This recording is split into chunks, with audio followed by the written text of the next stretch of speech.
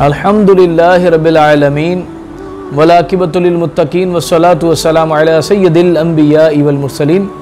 अम्मा बाद फ़अऊज़ु बिल्लाहि मिनश शैतानिर रजीम बिस्मिल्लाहिर रहमानिर रहीम अल्लाहुम्मा सल्लि अला सय्यिदिना शफ़ीना व मौलाना मुहम्मदिन मादिनिल जूदि वल करम। अल्हम्दुलिल्लाह सिलसिला सूफियाए नक्शबंद जारी है और हमने अपने पिछले सिलसिले में इमाम रब्बानी मुजद्दिद अल-सानी शेख अहमद फ़ारूक़ी सिरंदी रदी अल्लाह ताला की ज़ात गिरामी पर यहाँ तक कलाम किया था कि वो अकबरी दौर के अंदर कि बादशाह अकबर को किस तरह से उलमाए सू और जाली सूफ़ियों ने बिगाड़ कर रख दिया और फिर उसके दौर के अंदर किस तरह से हिंदुआना रसूमात मतलब वो राइज हुई और इस्लाम की दीन और शरीयत की जो है ना वो किस तरह से उसकी शक्ल सूरत को मस्क किया गया। अब उसके बाद जो है इंशाअल्लाह मुख्तसर करते हुए ये सिलसिला उसके बाद तकरीबन आखिरी सिलसिला इंशाअल्लाह हम ख़त्म करेंगे इस बात पर कि जब दौर अकबरी ख़त्म हुआ तो फिर जहांगीरी दौर शुरू हुआ। और जहांगीरी वैसे बेसिकली जो है वो बंदा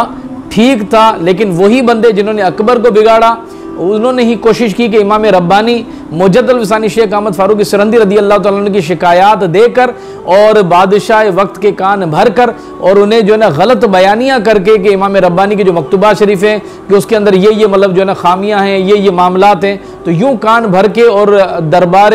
जहांगीरी के अंदर हज़रत इमाम रब्बानी को तलब किया गया। तो एक मरतबा तो वो बादशाह मुतमईन हुआ, फिर से उलमाए सू जो थे और जाहिल किस्म के जो हासिदीन दुश्मन जो सूफ़ी थे नाम निहाद, उन्होंने फिर से कान भरना शुरू हुआ और दूसरी मरतबा फिर से जो है वो इमाम रब्बानी को दरबार में बुलाया गया और फिर सजदे का जो मामला हुआ इंशाअल्लाह मुख्तसर आपके गोश गुजार करते हैं ताकि मालूम हो जाएगा कि तारीख़ का असल हिस्सा क्या है। हज़रत इमाम रब्बानी क़ुद्दिस सिरहुल नूरानी ने जब अपने मकतूबात मुबारक और मारकतुल आरा तसानीफ़ और रसाइल के ज़रिए तजदीद दीन व मिल्लत आया सुन्नत अब्ताल अक़ायद बातिला और रद्द बिदात मुनकिरात की दीनी तहरीक को तेज़ कर दिया और अपने खुलफा मुरीदीन मुबल्लिगीन को अंदरून मुल्क व बैरून मुल्क फैला कर हर तबके तक इस्लाम की हकीकी पैगाम पहुँचा दिया, तो दरबारी जो ईरानी अक़ायद वाले जो तबका था लोग थे, चूँकि जहांगीर की बीवी जो है ना शादी निकाह भी उसी से नूरजहां से किया था और उसका ताल्लुक़ किस मसलक से था दुनिया जानती है। दुनियादार उलमा और इक़्तिदार परस्त और उमरा वो वज़रा गुस्से में आ गए और आपके ख़िलाफ़ सर उठाने लगे। अकबर बादशाह 1014 सने हिजरी और यानी 1205 में इल्हाद व लादीनियत और बिदात और खुराफात को राइज करके मर गया और अपनी बादशाहत व अकबरी जो थी उसकी जो दीन इलाही जो था उसकी वजह से इस्लामी पैगामात और सदाओं की परवाह नहीं की। अकबर के मरने के बाद इस गिनाहोने और सुल्ह कुल्ली माहौल में हज़रत मुजद्दिद दीन व मिल्लत इमाम रब्बानी के मुखलिस मुरीदों के ताउन से उसका बेटा जो जहांगीर था वो अकबर के बाद जो है ना वो तख्त नशी हुआ। जहांगीर निस्बतन कुछ बेहतर था लेकिन फासिक फाजिर और अयाश था। अहद अकबरी के तमाम बुराइयों और इल्हाद व बेदीनी को बरकरार रखा हुआ था और नूरजहां से निकाह की वजह से जो तबका ईरानी है उसे अक़ायद में मुलविस हो गया था। हज़रत इमाम रब्बानी क़ुद्दिस सिरहुल नूरानी की तजदीदी और अहयाए सुन्नत व अब्ताल बिद्दत की मौसर दीनी तहरीक से जहांगीर बादशाह समेत तमाम इक़्तिदार पसंद उमरा वज़रा और ज़रपरस्त उलमाए सू और गुमराह सूफिया आग बगोला हो गए और आपके ख़िलाफ़ बादशाह के कान भरने लगे। नीज़ मकतूबात मुबारक से ताल्लुक़ से भी बेजा इल्ज़ाम व बहतान बांधने लगे। आखिरकार इन दुश्मनान इस्लाम और इक़्तिदार परस्त वज़रा ने बादशाह को इस हद तक आमादा कर लिया कि वो आपको सख्त सज़ा दे। नतीजन हज़रत इमाम रब्बानी शेख मुजद्दिद अल-सानी शेख अहमद फ़ारूक़ी सिरंदी रदी अल्लाह ताला अन्हु को बादशाह जहांगीर के दरबार में बुलाया गया और जहांगीर ने चंद झूठे मुकदमे लेकर आपसे जवाब तलबी की। आपने तमाम झूठे मुकदमात और इल्ज़ामात की मकतूबात मुक़द्दिसा की रोशनी में ऐसी खूबसूरत वजाहत फरमाई कि जहांगीर की गलत फहमी दूर हो गई, उसका दिल आपके ताल्लुक़ से बिल्कुल साफ़ हो गया और वो आपको रिहा कर दिया। लेकिन यही जो लालची जो ईरानी अक़ायद वाले जो लोग थे और जो वज़रा थे और ज़र जाह वो जो पैसे के पुजारी और लालची किस्म के जो लोग थे और उलमाए सू थे, तो इस तरह से जहांगीर को हज़रत के ख़िलाफ़ फिर से उन्होंने उभारा। फिर एक दिन बादशाह ने हज़रत मुजद्दिद को दोबारा दरबार में तलब किया और बुलाकर सजदा ताज़ीमी करने का हुक्म दिया। हज़रत मुजद्दिद ने निहायती सख्ती से सजदा करने से इनकार किया और फरमाया कि ये गर्दन सिर्फ अल्लाह तबारक व तआला के आगे झुकती है और झुकेगी, किसी इंसान के आगे हरगिज़ नहीं झुकेगी। इकबाल ने भी क्या खूब कहा था यहाँ पर कि गर्दन न झुकी जिसकी जहांगीर के आगे, जिसके नफ्स से गर्म से है गर्मी आहरात। जहांगीर गुस्सा नाक हो गया और सजदे पर इसरार किया। मुफ्ती वक्त ऐसे गज़बनाक हालत में बोल पड़ा कि शेख अहमद, मैं अज़रूए शरा फतवा देता हूँ कि गर्दन झुका दी जाए और जान बचा ली जाए। कि बादशाह वक्त के सामने जब ऐसा मामला आ जाए कि जान कनी का वक्त हो तो जान बचाना फर्ज होता है, तो आप सजदा ताज़ीमी, अगरचे ये कुफर नहीं है लेकिन हराम है, आप इस हराम कार के मादल्ला मुर्तकिब हो जाइए और अपनी जान बचाना फर्ज है, वो आप जो है ना जब अपनी जान बचाइए। ये वक्त का मुफ्ती जो है इमाम रब्बानी को फतवा दे रहा था, तो फिर इमाम रब्बानी ने जो जवाब दिया वो भी खूब है। तो वाकई इमाम रब्बानी आपने फरमाया कि वाकई फतवा तो यही है, लेकिन तकवा इस बात की इजाज़त नहीं देता कि यह गर्दन गैर खुदा के सामने झुकने पाए। आपके इस जवाब से शाही दरबार में सन्नाटा छा गया। इसके बाद जहांगीर ने गैज़ व गज़ब में आकर आपको किला गवालियार में कैद करने और आपके मकान और किताबों को लूट लेने का हुक्म सादिर फरमाया। यह था इमाम रब्बानी का जेल के अंदर जाने का सबब। गर्ज के जहांगीर बादशाह के हुक्म से आपको किला गवालियार में मुक़य्यद कर दिया गया। अल्लाह वाले जहां चले जाएं, जंगल में चले जाएं तो समझ लेंगे मंगल कर देते हैं, और अगर जेल में चले जाएं तो कैदी भी होते हैं, वो बिगड़ने वाले जो होते हैं, कत्ल गारत करने वाले होते हैं, जानी होते हैं, चोर होते हैं, शराबी होते हैं, बड़े मतलब गलीज मुजरिम भी जो होते हैं, लेकिन अल्लाह वालों की सोबत से ऐसे निखर जाते हैं कि कमाल है कि इमाम रब्बानी को जब जेल में भेजा तो वहां भी आपने तबलीग शुरू कर दी। गैर मुस्लिम मुस्लिम होने लगे और जो गुनाहगार थे वो नेक होने लगे। आपने किला गवालियार में मुक़य्यद होने के बाद रुश्द व हिदायत का सिलसिला जारी रखा और कुछ ही दिनों में कैद खाने की नौयत बदल दी। वाज व नसीहत और जिक्र व अज़कार की महफिलें होने लगी, जिसके नतीजे में मुसलमान कैदी जराइम से तौबा करके मुरीदों में शामिल होने लगे और गैर मुस्लिम दौलत ईमान से मुशर्रफ हुए। कैद खाने की यह सूरत हाल देखकर हुकूमत मुताज्जुब हो गई कि आप अपने साहिबजादों को भी पहले बता चुके थे कि हम पर मसाइब नाजिल होने वाले हैं जिन्हें हमें बर्दाश्त करनी है, और तुम लोगों भी बर्दाश्त करना और सब्र से काम लेना। चुनांचे आपने अपने साहिबजादगान को अजीमत से लबरेज एक मकतूब लिखा जिसमें अपने फर्जंदान गिरामी को मसाइब बर्दाश्त करने और सब्र की तलकीन फरमाई। फिर आपका जो मकतूब शरीफ है जो अपने साहिबजादों को भेजा जेल से, कि हो सकता है कि मैं जेल से रिया ना हो या मुलाकात ना हो, रोज़े हशर मुलाकात हो। एक बेहतरीन, एक दर्दनाक और नसीहत आमूज जो है वो मकतूब शरीफ है, लेकिन वो तवील है। तवाले से बचने के लिए सिर्फ इतना बता दूं कि आपने अपने बच्चों को जो है वो सब्र की नसीहत की और इस्लाम पर गामजन और अपने अकायद को दुरुस्त रखने की जो है नसीहतें की बहुत सारी मतलब दीगर नसीहतें भी इस मकतूब शरीफ में मौजूद हैं। 2 साल यानी 1619 सने हिजरी से 1029 सने हिजरी तक ये जो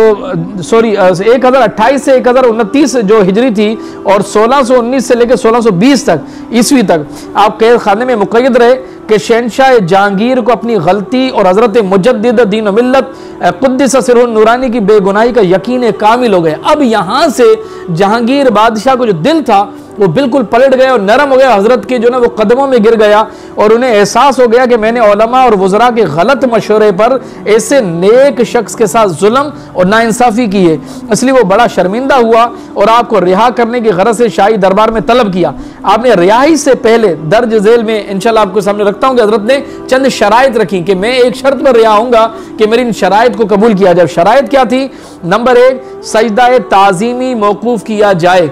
और दूसरा मस्जिद वीरान हो चुकी है उनको आबाद किया जाए। नंबर 3, ज़बीहा गाँव की इजाज़त दी जाए, और चौथा जो था खादिमान शरा यानी मसलन काजी, मुफ्ती और मुहतसिब वगैरह मुकर्रर किए जाए। नंबर 5, ज़िम्मियों से जिजिया लिया जाए, अहकाम शरा की तरवीज और बिदात का इंसदाद किया जाए, और साथ तमाम सियासी कैदी रिहा कर दिए जाएं। जहांगीर ने गुफ्तन अज शुमा अस्त व कुर्दन अजमा कहते हुए मज़कूरा तमाम शराइत को कबूल कर लिया और निहायती एजाज़ और एहतराम के साथ रिहाई करने के बाद अपने साथ सफ़र व हज़र में रहने की पेशकश की जो आपने कबूल फरमाई। चुनांचे आप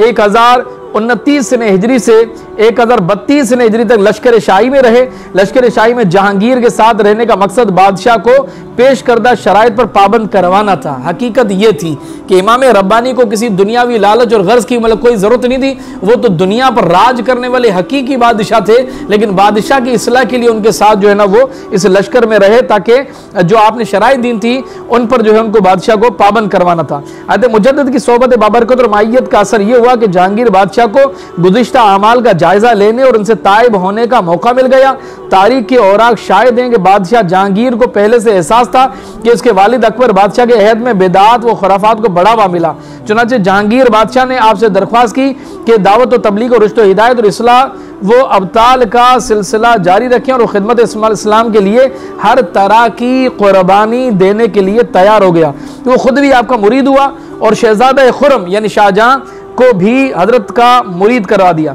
आपकी मौसर तरीन तहदीदी खदमात, हया सुन्नत, वो फनाए बिद्दत और इस्लाह माशरत और सियासत के कारनामों के सबब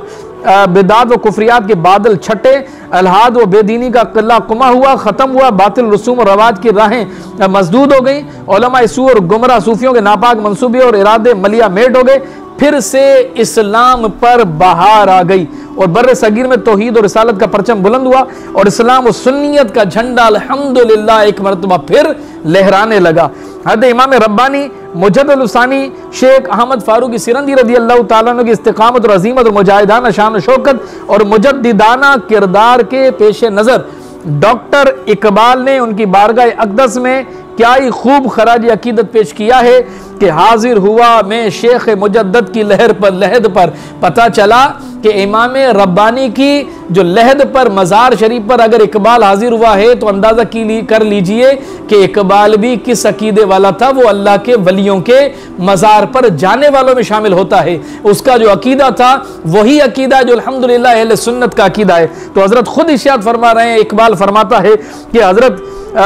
अल्लामा इकबाल खुद फरमाते हैं कि हाजिर हुआ मैं शेख मुजद्दद की लहद पर, वो खाक के है ज़ेर फलक मतलाए अनवार, उस खाक के जर्रों से हैं शर्मिंदा सितारे, उस खाक में पोशीदा है वो साहिब असरार, गर्दन न झुकी जिसकी जहांगीर की आगे, जिसके नफ्स से गर्म से है गर्मी हरार, वो हिंद में सरमाया मिल्लत का निगहबान, अल्लाह ने बर वक्त किया जिसको खबरदार। यानी जहांगीर ने क्या किया, एक छोटा सा दरवाजा मतलब बना दिया और जेल से भाई इमाम रब्बानी को लेकर आओ। ये सजदा कैसे नहीं करेगा जब बंदा छोटे से गेट के अंदर जब दाखिल होगा तो अपनी गर्दन को झुकाकर अंदर आएगा, लेकिन अल्लाह तबारक व तआला ने अपने इस प्यारे मुकर्रब बंदे को उसी वक्त में खबरदार किया कि इस तरह की साजिश है, और आपने बजाय उस छोटे से दरवाजे में गर्दन अंदर करने के पहले पांव दाखिल किया। तो उस वक्त में अल्लाह तबारक व तआला ने को खबरदार किया। इकबाल उसी तरफ इशारा फरमाता है कि जिसके वो